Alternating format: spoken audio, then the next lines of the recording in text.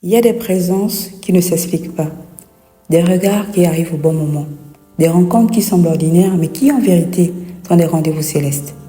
Ce n'est pas toujours le bruit des miracles qui nous sauve. Parfois, c'est le silence d'une amitié sincère, la douceur d'une voix, la chaleur d'un geste désintéressé. Oui, les vraies amitiés peuvent guérir. Guérir nos peurs, nos doutes, nos blessures que l'on cache derrière les sourires. Elles ne cherchent pas à te changer, elles t'accueillent tel que tu es. Et rien que cela, parfois, suffit à ranimer la vie en toi. Si aujourd'hui tu as été aimé dans ta fragilité, si quelqu'un t'a tendu la main dans ton désert, et tu as trouvé la lumière après avoir marché longtemps dans l'obscurité, alors ne referme pas la porte derrière toi. Fraye un chemin pour quelqu'un d'autre, même si tu ne le connais pas. Parce que souvent, Dieu place les hommes. Dieu place les bonnes personnes sur notre route et attend que nous devenions cette personne pour quelqu'un d'autre. Tu n'as pas besoin de grandes ressources. Tu n'as pas besoin de connaître la vie entière de celui que tu croises. Tu as juste besoin d'un cœur ouvert, rempli de compassion et de cette conscience que ce que tu fais, même en secret, le ciel le voit. Tes capacités ne sont pas là pour toi.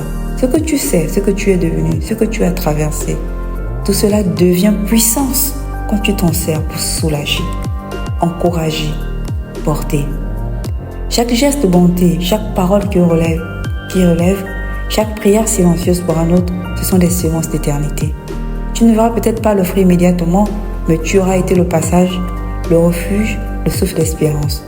Alors oui, fraye un chemin, même pour celui qui ne te demandera jamais, même pour celle qui ne saura pas te remercier. Car en réalité, ce n'est pas pour la reconnaissance des hommes que tu le fais, c'est pour cette lumière divine que tu fais grandir à travers toi. Et dans un monde qui court, qui crie, qui juge, sois cette présence douce et vraie qui n'a pas oublié ce que c'est de tomber et qui choisit jour après jour de relever les autres avec amour. Aujourd'hui, sois un prolongement de la grâce. Écoute sans juger, parle avec amour, aime même sans retour.